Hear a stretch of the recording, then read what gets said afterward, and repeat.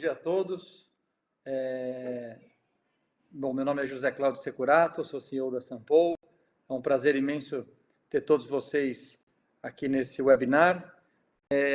Só para lembrar o contexto que a gente está reunido, esse é um grupo de CEOs que se formou em torno do SER, que é o nosso programa, né, exclusivo para CEOs. Então, a gente tem aqui, entre os participantes, alunos da turma 1, né, que já se encerrou, alunos da turma 2, né, que começam no segundo semestre, né, e outros convidados, que são pessoas que frequentam nossos encontros, que estão em volta, em torno dessa comunidade, para tratar de temas que a gente considera super relevantes. Ao contrário de outros fóruns de executivos, né, de CEOs, a gente foge um pouco da agenda executiva convencional. Então, nosso propósito aqui não é tratar sobre, por exemplo, perspectivas econômicas, perspectivas geopolíticas ou perspectivas até políticas, né? Nossa perspectiva não é falar muito da agenda executiva, né, de desafios mais ligados à execução da tarefa convencional de qualquer CEO. Não que ela seja uma agenda importante, óbvio que ela é uma agenda super importante, ela prevalece, predomina muitas vezes na agenda de todos nós CEOs, mas o nosso olhar é um olhar um pouco diferente. Ele é um olhar muito mais estratégico, ele é um olhar muito mais voltado para a transformação das organizações, né, para que essas organizações vão para um outro patamar de conquistas e consigam enxergar um horizonte um pouco mais de médio e longo prazo. Tá? Eu vou pedir para a Ana compartilhar um slide com vocês aqui na tela, para falar um pouco, né, de um contexto. Eu tenho iniciado alguns desses encontros falando um pouco sobre esse contexto, né, e eu acho que ele ajuda a gente a ser um pouco mais didático, né? E aqui é um slide bastante simples, mas para mostrar um pouco até a lógica deste evento aqui. Tá? Então, a gente tem um pouco, é uma simplificação isso daqui, né, o que a gente fala. Então, a gente tem aqui o que a gente chamou de mundo de ontem e o mundo de hoje, só para evitar qualquer tipo de confusão com relação aos termos que a gente usa, né? E aqui a gente tem lentes diferentes, né? Então, por exemplo, a gente tem a lente da psicanálise, né, que o professor Jorge Forbes, ele é o nosso grande especialista, é o nosso professor que coordena, né, todo esse processo, né, como ele mesmo chama, né, de mundo moderno de Terra 1 e mundo de pós-moderno de Terra 2. Então, você vê que a gente está colocando isso em lados diferentes, né? A gente tem uma outra lente, que é a lente da neurociência, que eu acho interessante, falar do cognitivo, do não cognitivo, que é o que a professora Carol, que está aqui com a gente, também vai explorar. Tem uma outra lente que eu acho interessante, que é a lente da filosofia, que é a lente que a gente coloca aqui entre ética e estética, né? Essa lente é uma lente interessante também, porque ela complementa bastante o olhar da psicanálise, né? E complementa muito o olhar da neurociência, né? Que são lentes mais específicas. Eu acho interessante o socorro que a filosofia dá para outras ciências quando a gente quer tratar desses dois mundos, né? Que é a especialidade do Alexandre Fialho, né, que é professor da Sampo, que é o idealizador, o diretor desse programa, do programa SER, né, e que vai liderar esse evento, né, aqui com a gente hoje. Tem outras duas lentes interessantes, que é a lente da tecnologia, né, de tecnologias lineares e tecnologias exponenciais, que eu acho que é a lente mais comum, que uma parte de vocês conhecem, né, que é uma lente de entender as tecnologias, o poder das tecnologias exponenciais de hoje, né? E tem uma quinto olhar que a gente coloca aqui, que é a lógica de solução de problemas, né? Muito ligada à teoria da complexidade, teoria do caos, né? E aqui a gente separa já problemas simples e complicados com problemas complexos e caóticos do outro lado, né? Essas lentes que a gente divide, elas ajudam a gente a entender o que vem pela frente, né? A Sampo inteira como um todo tem se posicionado, né, para oferecer programas do que eu chamei aqui de mundo de hoje, né, não o mundo de amanhã, né? Se você for pegar os nossos programas de pós-graduação, os nossos programas de MBAs, ou seja, como se formam executivos mais júniores e plenos das organizações de todos vocês, eles estão muito mais focados nesse mundo Terra 1, no cognitivo, na lógica ética da filosofia, né? E para resolver problemas simples e complicados, né? Eu não vou falar de tecnologias lineares porque eu acho que elas de fato já foram, tá? Mas elas é muito mais nessa lógica, né, do que a lógica que a gente deveria atuar, vocês e eu deveriam atuar, né? Até mesmo se a gente for olhar a lógica executiva dos CEOs, ela está muito focada desse lado esquerdo aqui. E o que a gente chama de lógica empresária, lógica empreendedora, ela está do lado direito aqui nesse mundo, né, de hoje, né? Em muitas conversas com CEOs, o Fialho faz isso todos os dias, o Forbes faz isso muito, a Carol faz isso muito, nós aqui na São Paulo, praticamente todos os dias, em programas corporativos, em consultorias, etc. O que a gente às vezes se depara é com uma diferença de visão muito forte entre a compreensão desse mundo de hoje, esse mundo pós-moderno, o poder do não cognitivo, o lado estético da filosofia, né, o olhar exponencial das tecnologias e a compreensão verdadeira da teoria da complexidade e do caos, né, para a solução de problemas que não é tão elementar, né, quanto parece. E eu me sinto muito, às vezes, né, como se a gente estivesse voltando no tempo e explicando coisas para as pessoas de 100, 120 anos atrás, para explicar para elas, né, que o mundo passaria por mudanças, por exemplo, por tecnologias novas que foram implementadas, né? Então, imagina 100, 120 anos atrás você falar, né, que a energia elétrica, o automóvel, o telefone mudaria o mundo, né? Muitas pessoas não conseguiam enxergar. Imagina um pouco antes do iluminismo você falar que o mundo deixaria de ser olhado por uma lógica religiosa, né, e gradativamente passaria a ser olhado por uma lógica da razão, com o ser humano no centro, né? Então, esses movimentos todos de transição são movimentos constantes, contínuos, não é uma mudança de chave de um dia para o outro, né? Mas o que eu gostaria de chamar o olhar de todos vocês é que a gente está passando por um momento, né, de brutal mudança. É lógico que a crise que nós estamos atravessando agora é um acelerador de transformação, né? Mas é muito difícil, né? Eu vejo as conversas muito rasas com relação às mudanças de transformação que a gente vê, né? Tá muito fácil falar que o mundo vai ser mais digital depois da crise. Legal, é bem razoável isso, todo mundo já percebeu isso, né? Mas, né, o que mais? O que vem depois disso, né? Então, entrando no evento de hoje, a ideia é a gente conseguir contribuir um pouco com essa discussão em temas mais profundos, né? E falar um pouco como que a gente poderia compreender melhor a viralização, né? Ou seja, tornar alguma coisa viral. Por que algo viraliza, né? E lógico que o nosso objetivo não é só entender por que algo viraliza, mas entender o que está por trás disso, porque se algo viraliza, existe um ponto comum entre tudo isso, existem explicações para isso, que pode ajudar a sua organização a se comunicar melhor, a se posicionar melhor, a estruturar produtos e serviços melhor, ou seja, a olhar o mundo de uma forma que talvez ainda não seja enxergada. Hoje a gente vai trazer as 3 principais lentes que a gente trata no programa SER, né, que é a lente da filosofia, liderada pelo Fialho, como eu comentei, a da psicanálise pelo professor Forbes, né, e a lente da neurociência pela professora Caroline. Primeiro, obrigado por vocês estarem presentes.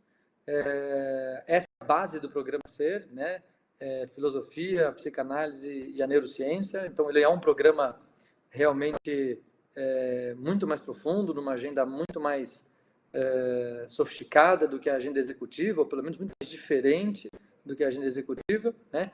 E a gente vai fazer aqui o bate-papo entre o Fialho, o Forbes e a Caroline, e aí a gente vai abrir para pergunta, né? Quem tiver pergunta pode escrever no chat, a gente também depois libera o microfone, a gente pode discutir aqui e bater o papo. A ideia de ter um grupo pequeno e controlado, só convidados, é justamente também poder ter essa liberdade. Então, obrigado pela participação de vocês, né? Fialho, por favor.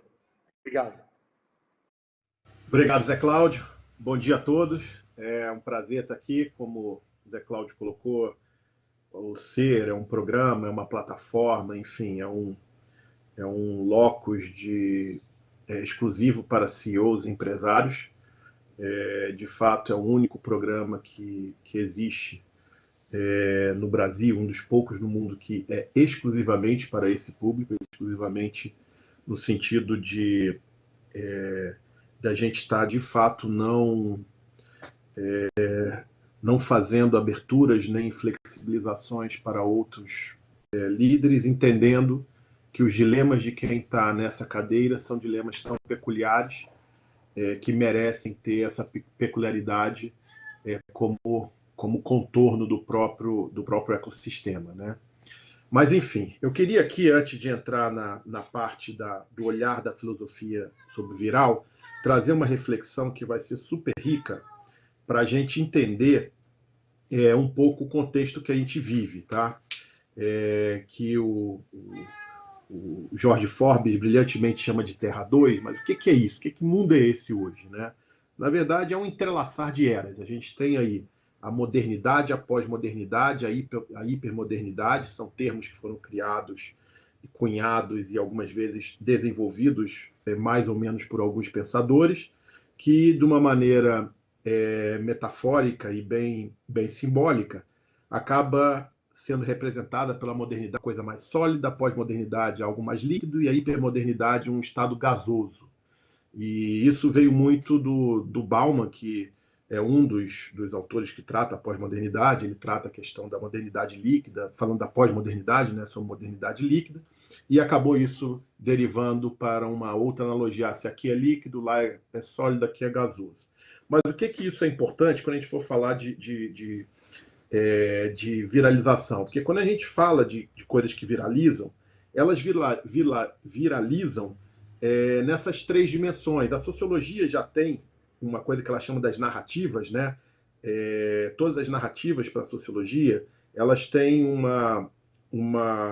podem ter uma parte que ela chama de residual, dominante e emergente. Entendendo residual, uma parte mais conservadora, dominante, alguma coisa que está ligada a um guia, alguma coisa mais contemporânea, e emergente, alguma coisa de tendência. E ela trabalha isso tudo, se a gente fizer reflexão, o que é o amor, o que é educação, enfim, o que é qualquer coisa que a gente queira trazer por essas lentes, né? A gente vai ver narrativas residuais, dominantes e emergentes, que não é exatamente a mesma coisa, mas traz uma possibilidade da gente entender que as narrativas, o que viraliza, podem ter partes carregar coisas modernas, coisas pós-modernas e coisas hipermodernas. Então, a viralização, ela transpassa e ela está presente a esse entrelaçar de eras. E por que isso, de uma certa maneira, é relevante para o nosso bate-papo hoje, né? Que a gente vê muito na questão de viralização questões que são comuns, assim. O que viraliza hoje em dia? Vamos trazer essa pergunta. Porque as pessoas costumam falar de viralização apenas de informação. E é um pouco disso que eu vou tentar desconstruir, que a viralização era muito além da parte informativa. Mas antes de entrar nisso, se a gente fizer entrar nos estudos, né, do que viraliza, né, a gente vai ter coisas que são engraçadas e divertidas, tendem a viralizar mais. Então aqui você já tem, por isso que eu falei do entrelaçar de era, componentes muito da pós-modernidade, ou seja, a pós-modernidade ela tem essa questão da leveza, a ambiguidade entre uma coisa séria, uma coisa engraçada, ou seja, não é contrassenso. A ambiguidade, na verdade, é parte da pós-modernidade. Se a gente olha o passado, né, coisa mais sólida, a ambiguidade é um dilema, inclusive informativo. E quando a gente vê as coisas que viralizam, elas trazem essa carga do engraçado, do divertido, sendo algo sério ou não. E a gente está cansado de ver isso, as coisas que viralizam, a gente pode falar de coisas muito sérias, seja de Covid, seja de, enfim, coisas que aconteceram com um grau de relevância grande, e a ambiguidade do engraçado, da diversão, ela não deixa de estar presente, tá? A outra coisa é o ser surpreendente e inesperado, ou seja, as coisas que viralizam muito, ela tem uma carga não da obviedade, ou seja, a criatividade vem junto com essa questão do divertido, de ser leve, de ter um prazer em estar vendo alguma coisa, em geral viraliza mais. Ser emocional, fazer sentir, então as coisas que viralizam têm essa característica, uma certa dramaticidade. Uma coisa importante, tá? Coisas que viralizam também, e a gente vai entender muito porque que em tempos de redes sociais, a polarização acaba tendo um reforço grande nos movimentos virais, né? Que é o constranger e o provocar são diretamente proporcional à taxa de viralização. Ou seja, coisas que constrangem ou que provocam têm mais taxa de sucesso de viralizar. E aí, obviamente, a provocação, o constranger, você acaba gerando realmente uma parte que é super importante, né? Que para viralizar não há a neutralidade não viraliza, ou seja, a neutralidade ela tem um aspecto de artificialidade, enfim, essa dualidade entre amor e ódio, coisas que viralizam em geral são coisas entre amor e ódio. Elas ultrapassam, em geral, o politicamente correto, elas trazem essa coisa divertida, elas trazem alguma provocação, algum constrangimento para uma parte da sociedade, e esse entrelaçar de elas explica muito bem isso, né? Obviamente, alguma coisa que faz pensar também acaba trazendo um aspecto de viralização, mas uma coisa importante, e aqui eu destaco, e não é à toa que eu deixei por último, é que a viralização transmite valores e crenças das pessoas. Sem uma consciência maior ou menor, sem um apoio restrito ao que está sendo viralizado pelas pessoas, a gente acaba transmitindo algum aspecto de valores e de crenças pessoais. E para a gente entender, e aí eu já caminho um pouco para consolidar, né? Eu também quero trazer uma reflexão sobre a verticalidade e horizontalidade, e aí eu vou trazer um pouco o que Foucault trabalhou no seu livro A Microfísica do Poder, né? Que é um livro super interessante, e ele, além de fazer referência a uma mudança da verticalidade, ou seja, o poder antigamente ele vinha numa linha vertical, né? Você tinha sempre uma hierarquia que era dominante da própria narrativa de poder, e ele traz o que ele chama da microfísica, essa questão mais viral que tem a ver com a agenda horizontal. E por que isso é importante? Para a gente entender todo esse mecanismo de viralização e o que a gente está colocando aqui hoje. Porque quando a gente vai falar de viralização, a gente tem na verticalidade um sentido único, ou seja, o que faz uma verticalidade ser sustentada? É um sentido único, de fato, compartilhado. O mundo contemporâneo, nesse entrelaçar de eras, e obviamente bem colocado aí uma carga pós-moderna, / hipermoderna, ou seja, Terra 2 aí nesse entrelaçar de eras, a gente tem a horizontalidade onde há conexão de significados diferentes, ou seja, além de não precisar de mesmo sentido, as pessoas não precisam ter exatidão no que elas compartilham de significados, ou seja, então há uma expansão subjetiva na viralização muito mais do que uma expansão objetiva. E isso é super importante, isso traz, inclusive, uma análise do porquê do enfraquecimento dos grandes órgãos de curadoria de verdades que a gente tinha no passado, né? Grandes grupos de mídia sendo detentores da verdade, enfim, era quase o poder, e o Foucault fala muito isso, né? Poder, direito e verdade é o tripé que Foucault traz para consolidar toda essa dinâmica, esse entrelaçar de poder, né? E, obviamente, quando você vai para uma que viraliza, então a gente viraliza objetividade, mas viraliza muito subjetividade. Então, a gente viraliza questões éticas, mas muito mais questões estéticas. Porque as questões éticas, que poderiam ser o locus de averiguação de verdade e mentira, elas se tornam até pouco relevantes. As pessoas, em geral, não se preocupam muito se a informação é verdadeira, é verídica ou não, mas se ela tem uma conexão subjetiva com o que ele pensa, ele cria uma narrativa, inclusive, para justificar. Eu acho que todos já passaram isso. Tem um amigo que fala, pô, mas isso não é verdade. Ah, mas o que está falando é verdade. Então, assim, não importa se o fato, de fato, é verídico, mas a viralização, ela se conecta, se ela se conecta com alguma dimensão subjetiva, essa subjetividade na horizontalidade, em rede, ela cria essa expansão de maneira não controlada em toda a sociedade e, obviamente, em todos os indivíduos que são as menores células de propagação, né? Uma coisa importante nessa viralização, então, que muito além de informações e notícias, né, o que está se viralizando é significados, sentimentos, valores. Então, a gente fica apegado à questão de fake news apenas, se a notícia é verdadeira ou não é verdadeira, mas a coisa que é mais importante não é se a notícia da Globo é verdade ou não é, se a notícia da Folha, do Estado e tal, mas cria-se uma referência em relação à Globo polarizada, se é positivo ou negativo e não sei o quê, que nas redes sociais elas simplesmente tomam corpo do Globo Lixo ou do não sei o quê.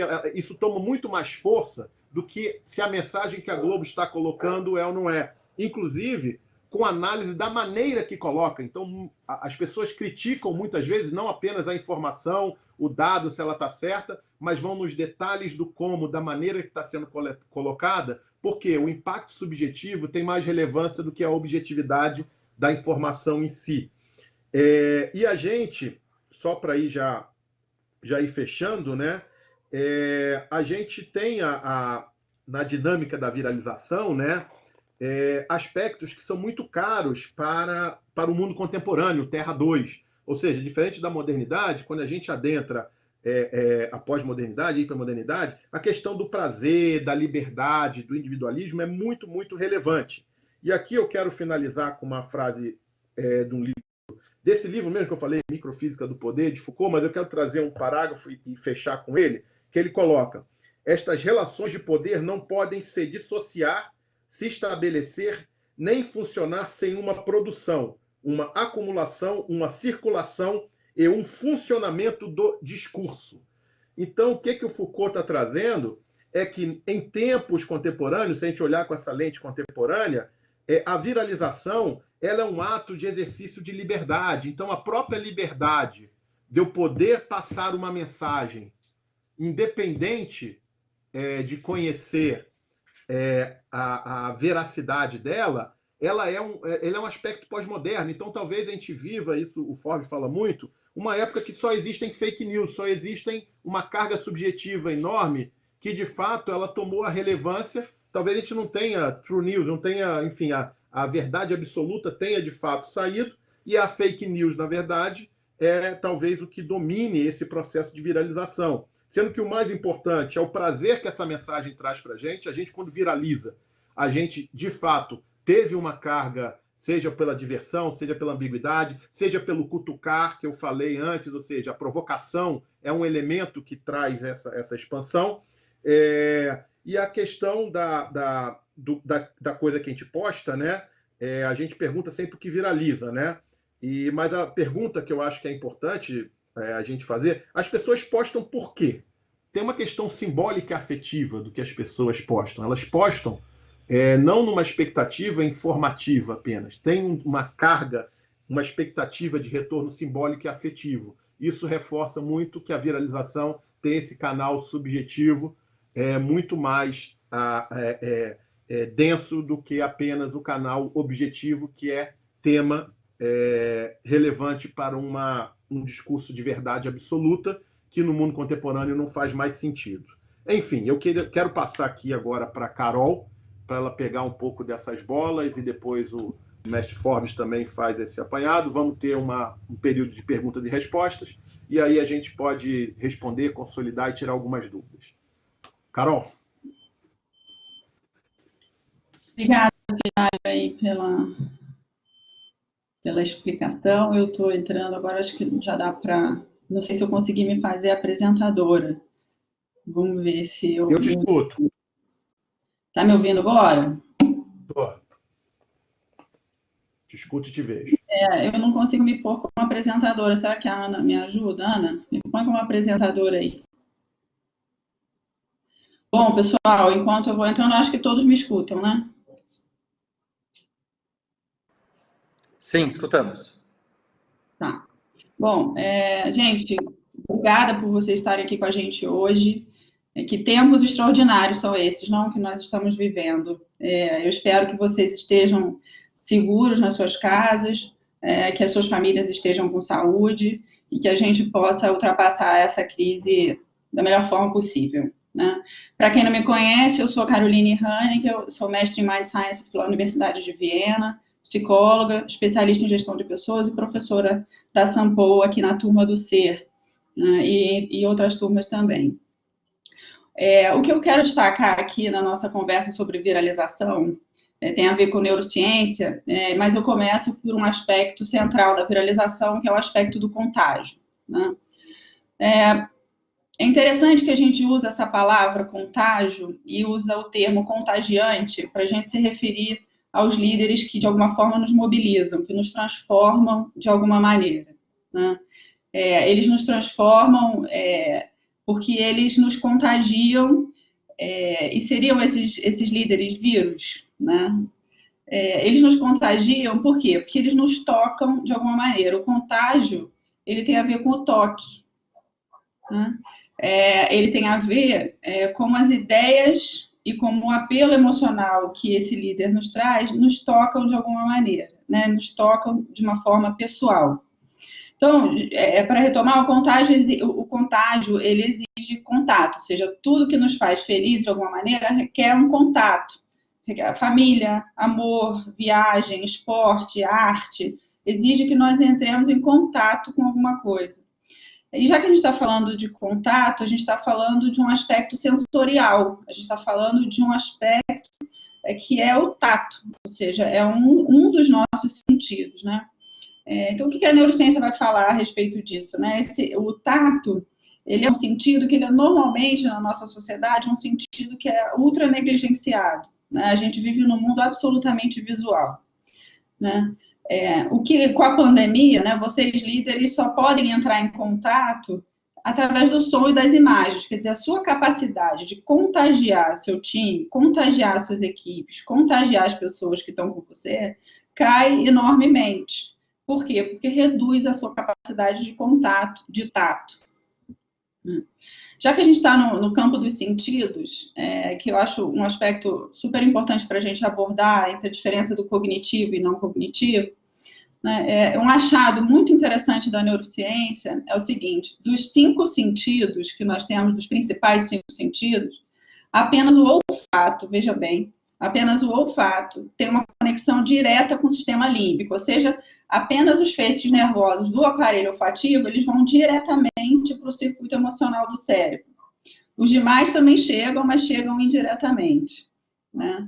O que faz a gente pensar, né? Agora a gente está trancado dentro de casa, a gente desinfetou tudo, nada mais tem cheiro, logo é como se emocionalmente a gente tivesse temporariamente míope, para usar um termo de um outro sentido, né? Ainda no campo dos sentidos, né, eu já comentei um pouco antes que a nossa espécie é uma espécie absolutamente visual, a gente confia demais no aparelho visual para poder nos manter informados. O que me faz remeter é a questão do foco. O foco visual, nosso foco visual é extremamente estreito, né? Se a gente puder fazer um experimento, vocês mesmos podem fazer o experimento uma outra hora, peguem uma imagem e façam um foco em qualquer ponto dessa imagem. Vocês vão perceber que só aquele pontinho pequeno de toda a imagem é focado. Todo o resto, ele é de alguma maneira embaçado. E mesmo esse foco central, que é bem estreito, ele perde o foco depois de 5 segundos que você mantém o olhar fixado. Então, veja que interessante. O foco, ele não só ele é muito estreito, mas ele se perde se a gente foca demais para um determinado ponto. E eu quero trazer a ideia do foco visual como uma metáfora aí para ter nossa atenção, o nosso foco de atenção ou campo da consciência, né? Então, enquanto a gente foca num aspecto somente, a gente não consegue focar em outro, ou seja, é importante a gente alternar o foco constantemente para ter uma capacidade de ampliar as informações que chegam à nossa consciência e, portanto, ampliar esse nosso campo de consciência. É importante a gente reparar nas crianças. As crianças parecem para a gente caóticas, né? Elas alternam o foco como que caoticamente, o tempo inteiro. Mas com isso, elas conseguem absorver uma quantidade fabulosa e gigantesca de informação. Já nós, adultos, vamos passo a passo reduzindo o nosso foco. A gente reduz o foco de que maneira? A gente reduz o foco quando a gente se encerra num único jeito de pensar ou na nossa especialidade. A gente reduz o nosso foco quando a gente fecha e se fecha num grupo restrito de pessoas que pensam como nós. Nós reduzimos o nosso foco quando nós vivemos dentro de uma área, de um negócio, incapazes de olhar pelos olhos das outras áreas. Né? Vocês, CEOs, agora vivem uma dificuldade, que é a principal dor de se tornar um CEO, é que você tipicamente se formou numa especialidade, mais de 80% de CEOs, por exemplo, vêm das áreas financeiras. Só que depois que viram CEO, tem que olhar para o todo. E essa formação que nos estreita o foco, de repente vira uma camisa de força ou uma limitação enorme para a gente conseguir olhar para outras áreas do conhecimento que nos afetam e que precisam do nosso foco, da nossa atenção. O dramático é que na situação que a gente está vivendo agora, o foco, a gente estreitou esse foco de uma maneira global. Né? Há 2 meses a gente não fala em outra coisa, a gente perdeu a capacidade de olhar para além da dicotomia que nos estão vendendo o tempo inteiro, ou seja, ou é a saúde ou é a economia, só tem essas duas realidades, é como se a gente ou tivesse que olhar para um ou tivesse que olhar para outro, nada mais existe. E as consequências amplas disso a gente só pode tomar conhecimento muito mais adiante, ou seja, muito além dos gráficos econômicos. Por que é importante entender os sentidos, né? A gente precisa reaprender a usar todos os nossos sentidos para ampliar o nosso foco, para sermos capazes, de alguma maneira, tocar as pessoas e transformarmos o modelo mental que nos trouxe até aqui. Né? O nosso aspecto, o nosso modelo mental de pensar ascético, ou seja, que nos fez olhar unicamente para o aspecto financeiro, o bottom line, desconectado do todo. Ou seja, em Terra 1, o Fialho já usou esse termo, o professor Jorge Forbes vai falar nele novamente. Em Terra 1, apenas os modelos matemáticos e as estatísticas serviam de informação e guia para as nossas decisões. Acontece que o nosso cérebro não é capaz de se sensibilizar com números. Olhar as estatísticas diárias do número de mortos não vai sensibilizar.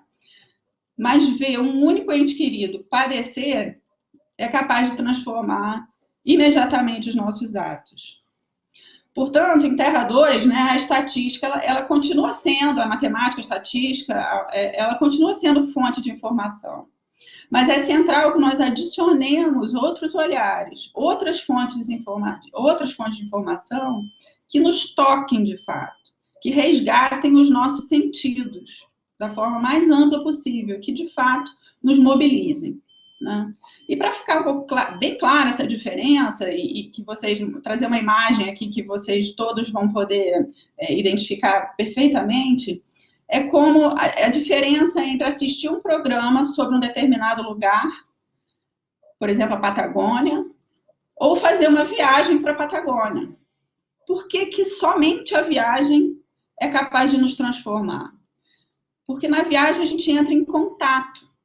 Nós vemos a Patagônia, nós cheiramos a Patagônia, nós degustamos, nós ouvimos, nós tocamos. De um certo sentido, nós nos deixamos contagiar com a Patagônia, com essa viagem.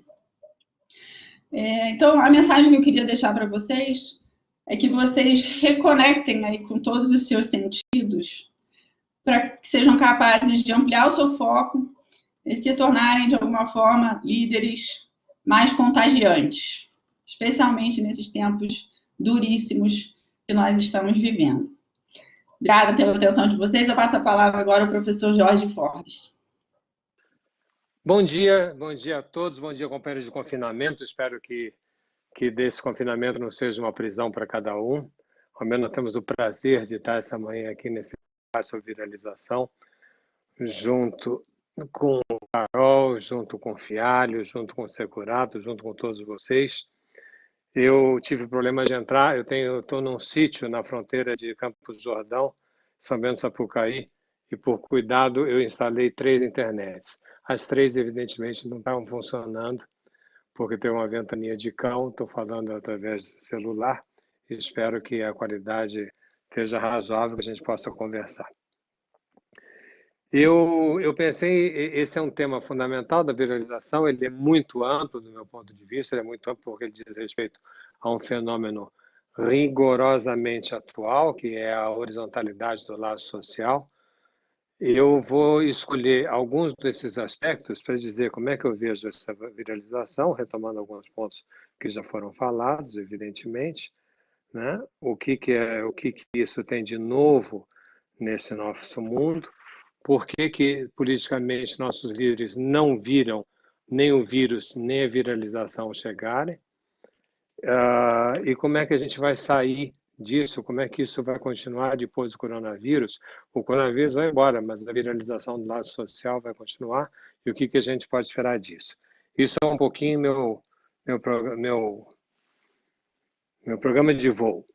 Então, como primeiro ponto, eu queria destacar um exemplo de viralização para que a gente entenda a diferença entre sentido e significado, que já foi falado por Carol e pelo Alexandre. Vamos pegar um exemplo que todo mundo conhece, que é música eletrônica. Não sei se muita gente aqui deve ter filho, eu tenho, e fui levado por filhos para maravilhosos concertos de música eletrônica, que para uma pessoa de uma geração acima dos 40, 50 anos de idade, não é exatamente a melodia preferível dos seus ouvidos, porque parece mais um batistaca, é uma música que não tem letra, uma das características da música eletrônica não tem letra, e tem números de batidas por minuto.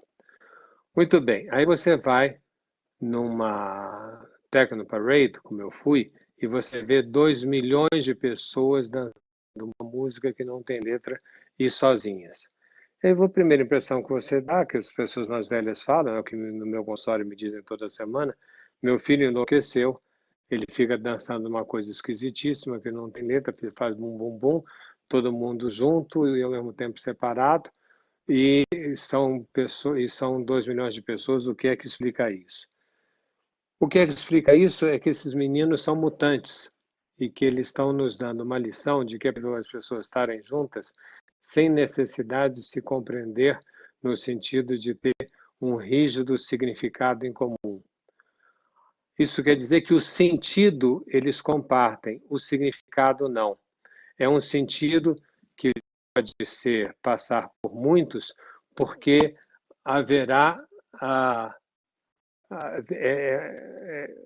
tem umas imagens que aparecem aqui que me atrapalham, eu estou achando que é recado para mim. Mas, enfim, é um sentido que passa por muitos, mas o significado não.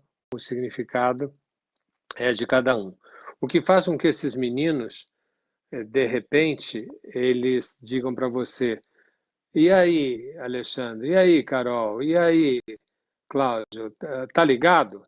E você vai pensar que o tá ligado é uma bobagem. Não é uma bobagem. Quando um moço pergunta para o outro se está ligado, alguma coisa fez um sentido e deu um significado para mim, eu quero saber se isso bateu em você e que isso pode dar, não necessariamente o mesmo significado para mim, mas pode ser um sentido com um significado diferente.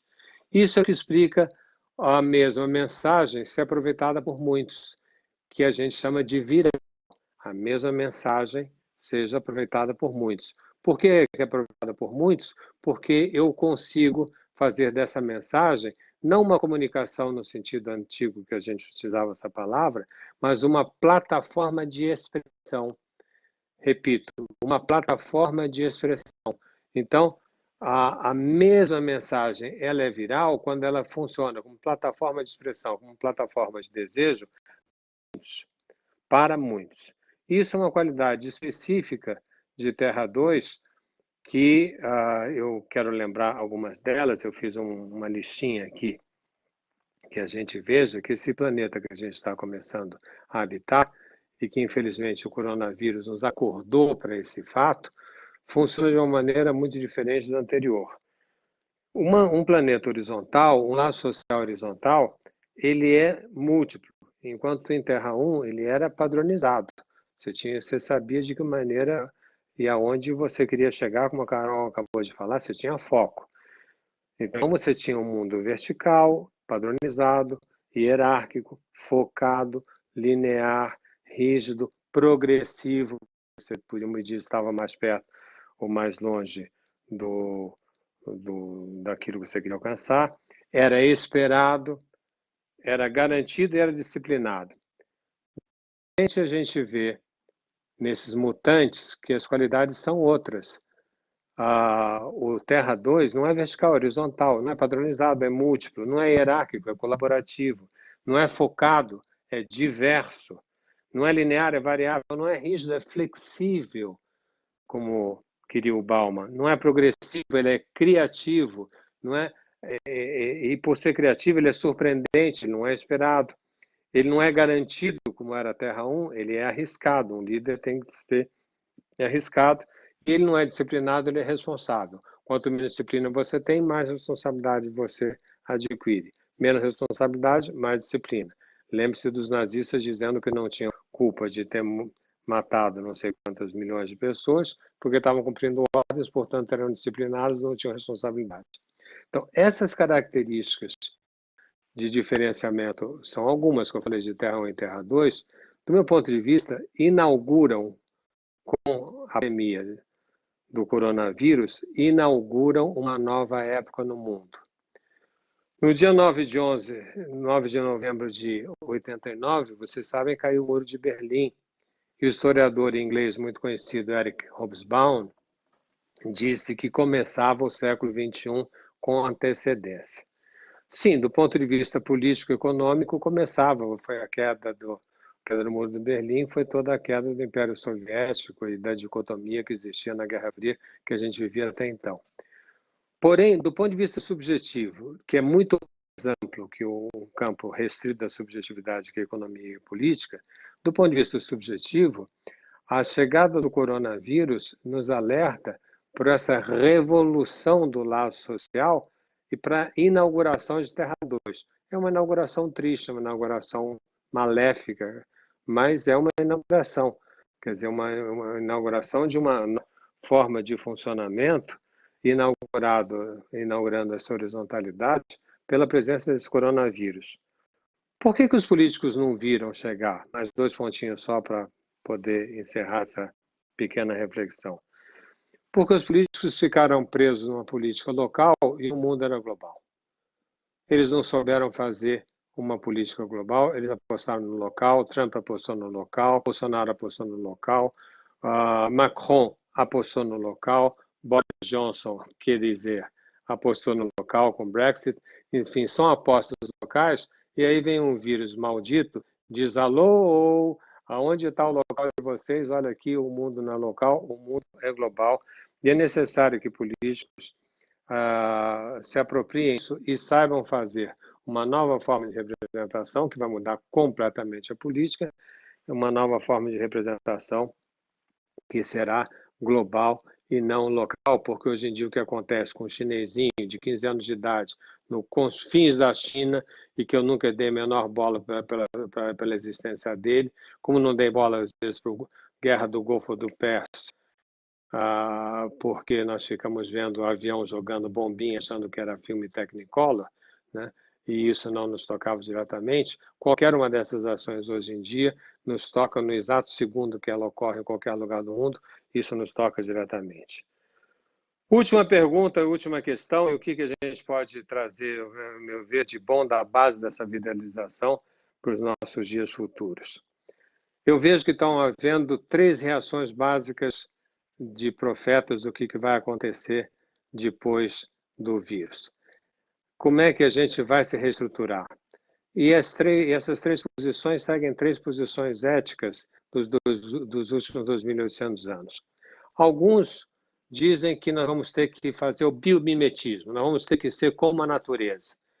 Nós temos que pensar, por exemplo, que nós estamos no momento num casulo, nós somos taturanas, estamos num casulo, vamos comer toda a parede do casulo e vamos sair maravilhosamente disso sendo borboletas. É simpático, é romântico, é bonito, né? Mas compara o homem com a natureza, isso já foi tentado pelos gregos há 1.200 anos atrás, há 2.500 anos atrás, e já foi ultrapassado por uma ética que é outra ética religiosa. Então, alguns pensam, vou voltar à natureza, outros pensam, vão voltar a Deus, fui castigado, tenho que voltar a Deus para poder voltar a uma harmonia que eu desrespeitei e agora me vi, a pandemia me foi mandada como um castigo de Deus. Quer dizer, e volta esse pensamento como pensamento medieval, mas volta a ocupar um espaço importante, e o presidente do Brasil é um dos defensores dessa ideia. E tem um terceiro ponto, que é o mais disfarçado, que é a ética iluminista, a ética do saber, que dada a importância que a ciência evidentemente ocupa nesse momento, haverá uma tendência de se espraiar o modo de ser científico para toda a humanidade. E quando a gente lida com a ciência, com o coronavírus, é ótimo. Quando a gente busca demonstração científica no amor, é péssimo, porque a gente sempre ama alguém sem poder dizer por que ama, e ninguém prova cientificamente por que ama alguém, e seus hormônios nunca vão explicar suas emoções. O Harari acha que sim, eu discordo profundamente com o final do livro dele, onde ele tem essa posição. Então, o que eu acho que a gente pode esperar? Terminando meus 10 minutos, a gente pode esperar uma quarta posição, então, que não é a posição naturalista. Fialho, aliás, fez uma ótima crítica recentemente ao mesmo vídeo que eu acabo de me referir. Uma posição religiosa, uma posição racionalista, de um racionalista cético, sem nenhum tipo de emoção. Não é que essas posições não vão existir, acho que vão existir, mas elas não correspondem ao novo mundo, que elas estão em discordância com o Terra 2, estão em discordância com o mundo horizontal. O que é fundamental, que vai surgir com muita importância, é a necessidade que as pessoas vão ter uma das outras, donde a febre de solidariedade que a gente está vivendo e deve continuar, caso não haja maltratamento do laço social. Porque eu vou precisar do outro mais do que vou precisar da terra, do Deus ou da razão. Eu vou precisar do outro porque no mundo globalizado, no mundo horizontal, eu vou ter que inventar, como nem tudo está respondido, eu vou ter que inventar uma solução daquilo que eu quero e passá-la no mundo. E, portanto, eu preciso passar para você, para o outro, para aquele, para o fulano, para o cicrano, para o beltrano. É necessário, mais que nunca, nós estarmos juntos, expondo as nossas singularidades para o outro, porque é o outro, quase que como no cartório, que atesta essa minha singularidade. Então, a meu ver, o grande movimento futuro é de uma vida baseada num laço social solidário, onde todos nós seremos muito importantes e precisaremos da companhia do outro para poder perguntar, tá ligado? É isso. Obrigado, mestre.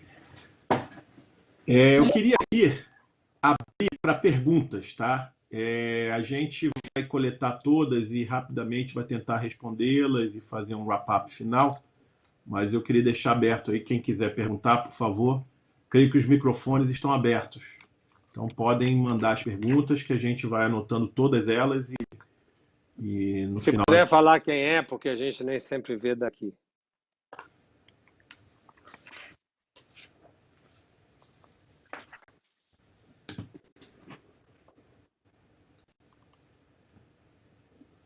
Ale, a Cláudia Vilhena colocou no chat uma pergunta. Você quer tocar? Vamos lá. Qual que é a pergunta da Cláudia? As redes sociais propiciam um retorno imediato, na medida que transformam anônimos em públicos? Vocês acreditam que esse é um dos fatores mais fortes que facilitam a viralização, já que as pessoas confiam cada vez menos nas instituições e mais no individual? Sem dúvida, eu acho que a sua pergunta, o final aí da fala do Forbes, inclusive, né, é o exemplo claro, né? As instituições estão cada vez mais se enfraquecendo nessa agenda horizontal que a gente falou. Esse é um fenômeno contemporâneo, ou seja, a gente vê, na verdade, né, os enfraquecimentos das instituições, principalmente de informação, e algumas pessoas tendem a achar que é porque elas tomaram algum partido.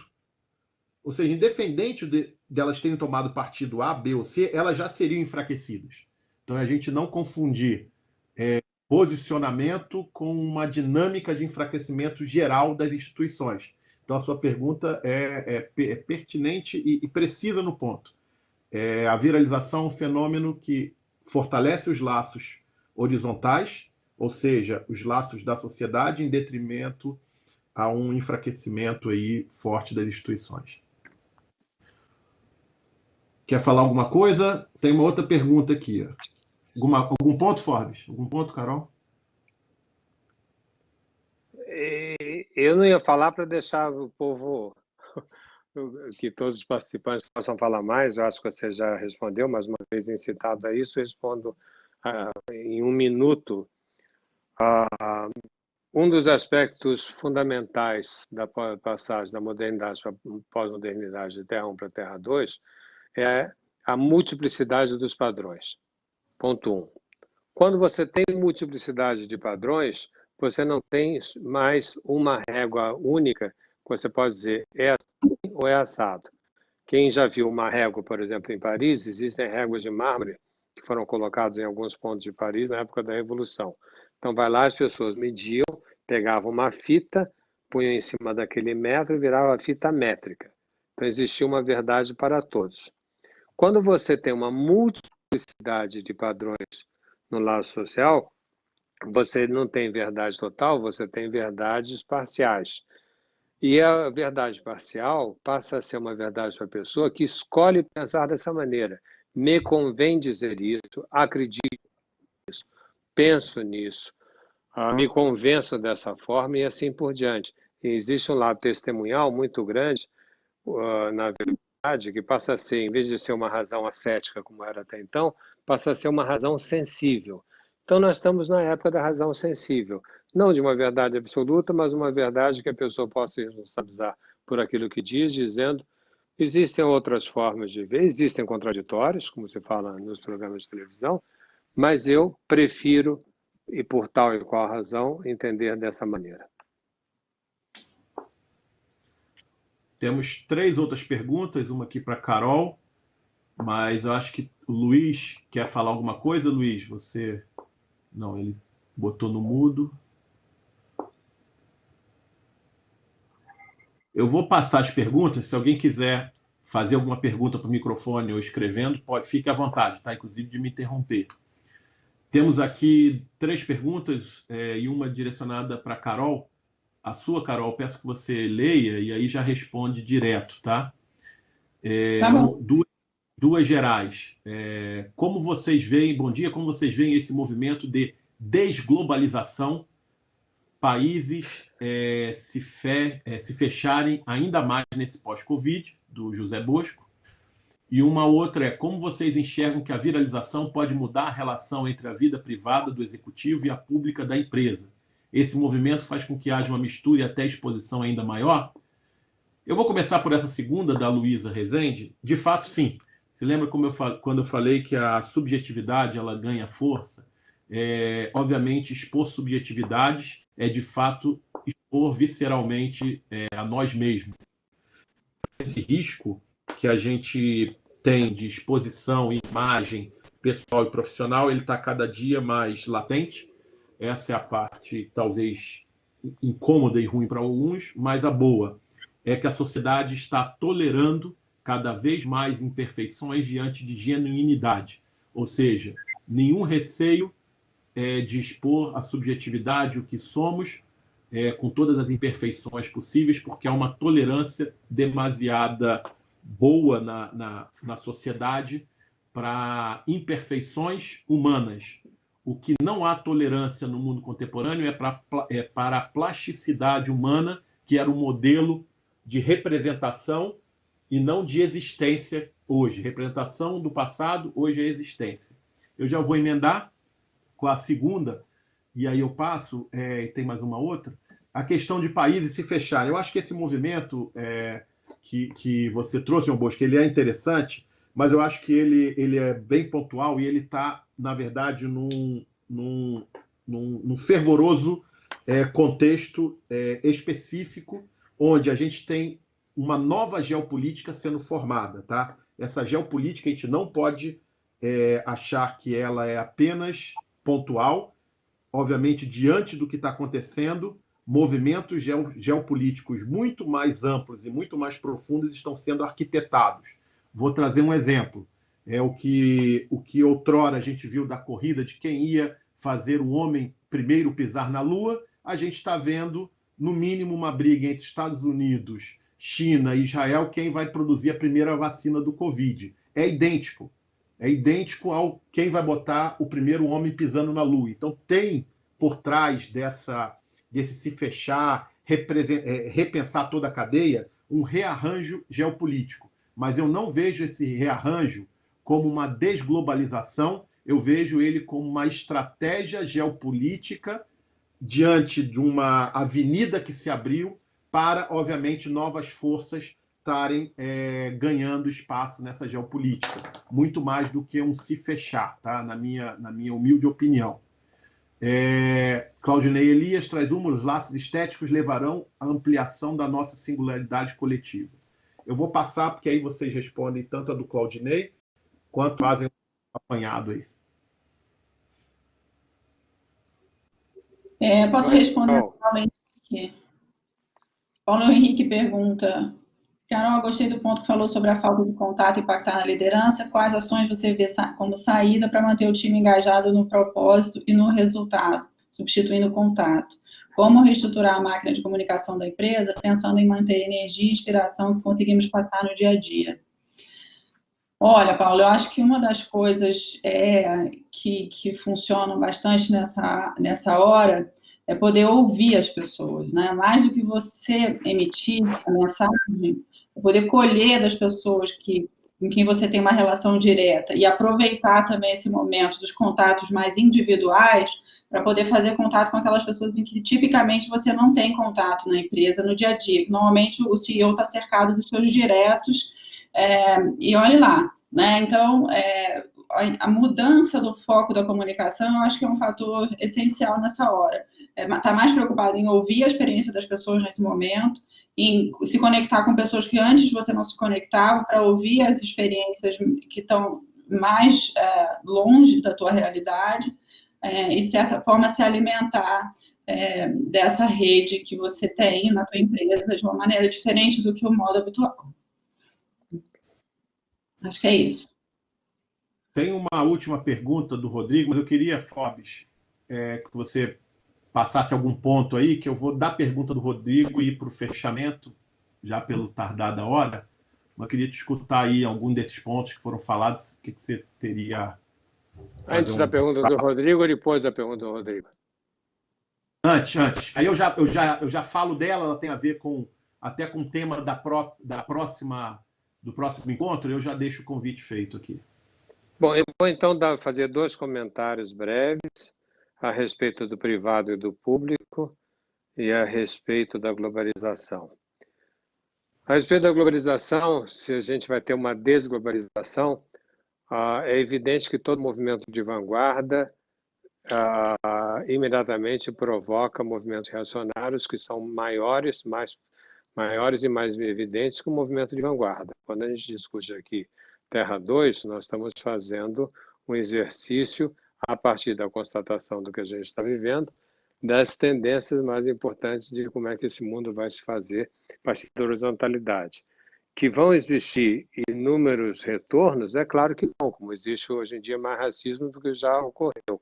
Antigamente existia, vamos dizer, racismo branco e preto, agora existe racismo sexual, racismo profissional, racismo, enfim.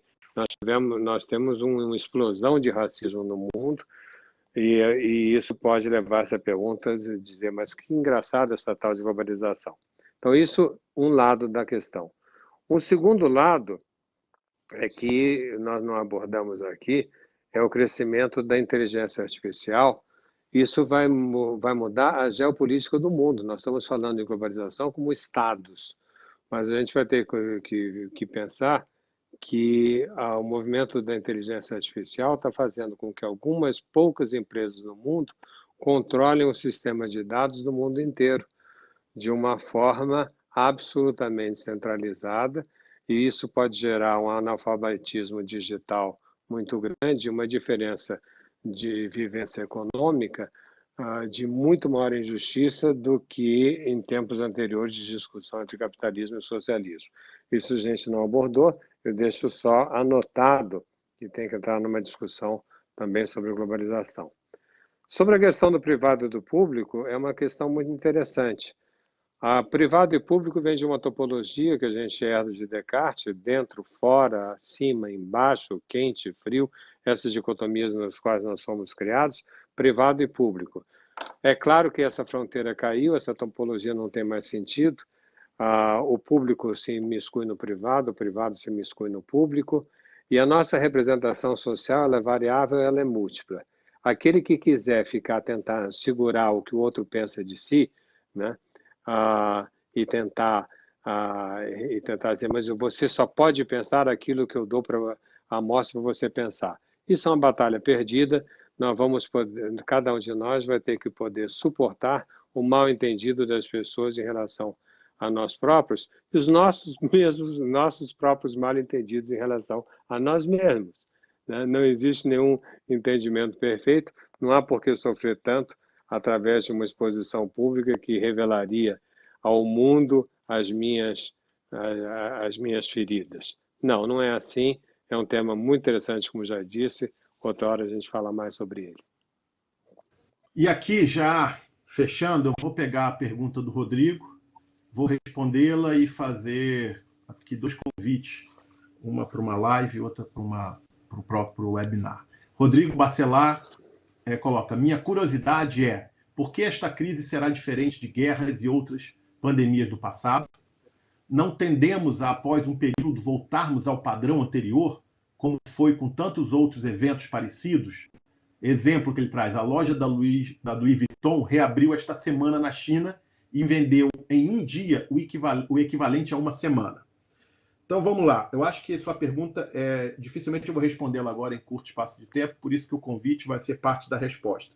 Mas eu não queria deixar de trazer na sua pergunta alguns pontos. Reforçar o que o mestre Forbes falou, é que discursos de ordem sempre vêm muito forte quando narrativas emergentes ganham muita força. Então, se lembra da sociologia, ela estuda as 3 narrativas, residuais, dominantes e as emergentes. A gente está vendo narrativas emergentes crescerem e esse discurso de ordem, obviamente, dá uma impressão de que é uma volta ao passado. Não, ele cresce no embate, isso é natural em processos de colocação. E um ponto seu sobre a questão de venda, consumo e tal, uma das características da hipermodernidade é entender e enxergar o consumo de maneira positiva e não de uma maneira esquerdopata e socialista, como se ele fosse o mal do mundo. Inclusive, eu tenho uma crítica muito grande ao início da própria teoria do capitalismo consciente, hoje já mudou, que ela trazia o consumo como o mal da humanidade. Mas eu queria fazer uma reflexão. Essas pessoas que foram na China em um dia e gastaram em uma semana, elas poderiam estar com esse dinheiro rendendo nas suas poupanças, nas suas contas privadas. Ou seja, o que é melhor para a distribuição social de renda é o consumo. O consumo, de fato, é preferível a pessoa comprar uma Ferrari, comprar a bolsa para a sociedade, do que ficar com dinheiro guardado para si mesmo. Não existe melhor distribuição de renda no mundo contemporâneo do que o consumo.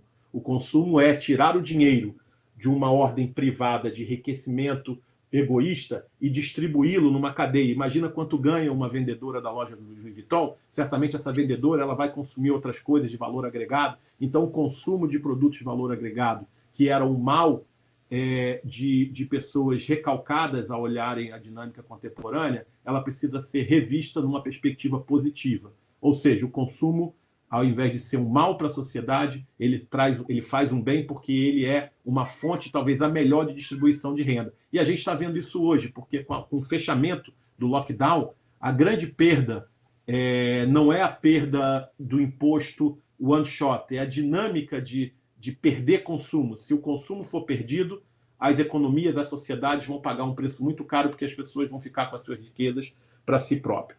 Enfim, são assuntos longos, mas eu queria deixar aqui 2 convites. O primeiro, que vai endereçar pontos de algumas perguntas e muito forte do Rodrigo. A gente vai ter daqui a exatas 2 semanas um outro webinar, que é aprendizados dessa crise. E isso já é um pouco da sua resposta. O aprendizado está vindo no topo da agenda dos CEOs. Eu tenho falado com inúmeros, já estou no número de 92, inclusive o próprio Rodrigo contribuiu recentemente, foi um dos...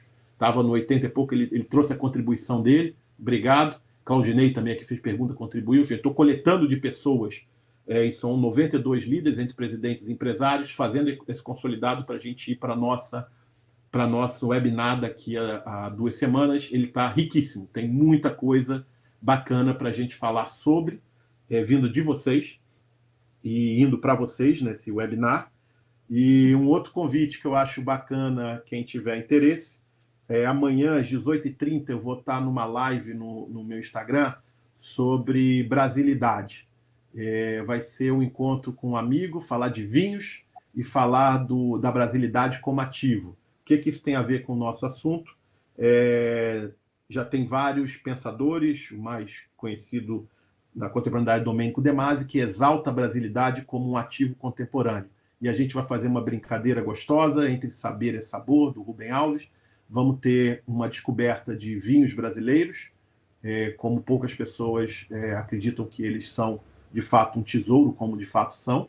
E vamos também falar um pouco de aspectos de brasilidade, um papo descontraído, com um amigo meu, que é um wine influencer, médico, sommelier. Então, amanhã, 18h30, meu Insta é Alexandre Fialho Oficial, e vocês vão estar sendo convidados para daqui a 15 dias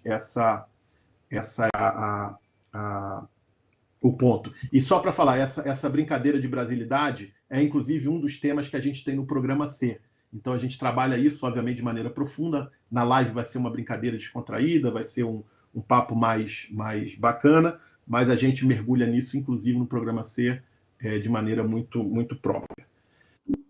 Gente, muito obrigado. O próximo encontro nosso vai ser às 8h30, não mais às 9h, tá? Para a gente começar mais cedo.